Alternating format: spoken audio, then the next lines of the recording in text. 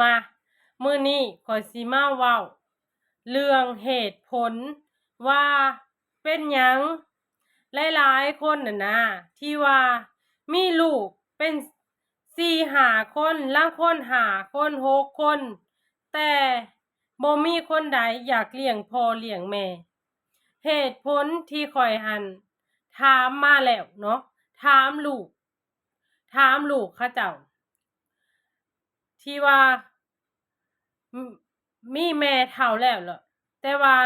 บ่มีไผสามารถเลี้ยงแม่ได้เลยข้อยหั้นก็ลองถามเบิ่งเนาะเพราะว่าเป็นคนใกล้ตัวข้อยแหละข้อยเลยลองถามเบิ่งเขาว่าที่ลูกว่าได้ข้อยก็บ่ฮู้เพราะว่าข้อยไปอยู่นำเขาเจ้าลูกว่าให้เลาใช้ชีวิตเลาไปลองเบิ่งก่อนเพราะหยังตื่นสายแหน่ก็ด่าเฮ็ดเวียกเฮ็ดหยังมาเมื่อยๆเฮ็ดกินบ่ทันก็ด่าเบิ่นหั้นก็เอาลูกตัวเองหั้นไปเปรียบเทียบกับผู้นั้นไปเปรียบเทียบกับผู้นี้เนาะเบิ่นหั้นก็เฮ็ดหยังบ่ทันใจเพิ่นก็ด่าอ้างมูลอ้างมังอันนั้นก็มูลกูอันนี้ก็มูลกูสู้บ่อยากอยู่สู้หนีเนาะแล้วลูกเขาเจ้าหั่นนะอดบ่ล้นทนบ่ได้กับคำเว้าหั่นนะก็เลยบ่มีไผเลี้ยงแม่เลยตอนนี้แม่หั้นก็เฒ่าแล้วประมาณ60 70ประมาณนี้ได้แล้วเนาะแต่ว่าบ่มีไผอยู่นำได้จักคนเลยจมเช้าจมแลงร้ายตะพึดตะปาดร้ายล่าร้ายลูกคนนั้นร้ายลูกคนนี้ไผมาใกล้ก็บ่ได้แล้วเขาเจ้าเว้าว่าปาเลาโลดแล้วก็เลาเฮ็ดโตของเราเองเนาะแล้ว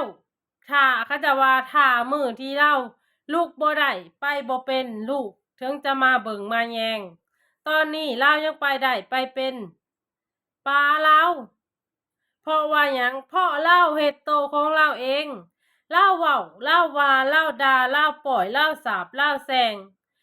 ซึ่งบ่มีลูกคนไหนจะอยู่นำได้คนแบบนี้เนาะแล้วข้อยหันก็เคยเว้าหลายๆคลิปแล้ว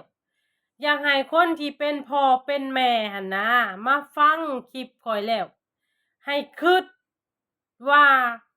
ลูกเต้าหั่นนะต่อให้เขาบ่ได้ใจต่อให้เขาสิเฮ็ดอิหยังผิดพลาดไปเฮาก็ต้องให้อภัยเขาและเว้านำเขาแต่สิ่งดีๆเว้านำเขาแต่สิ่งดีๆสอนบอกสอนไปแต่ในทางที่ดีๆบ่ด่าบ่ปล่อยบ่สาปบ่แช่งเนาะแล้วลูกมันก็จะอยู่นำเฮาแต่ถ้าเฮาสาปเฮาแช่งบ่มีลูกคนใดอยู่นำได้พู้นแล้วมื้อเขาสิมาอยู่นำเฮาก็คือมื้อเฮาลุกบ่ได้ไปบ่เป็น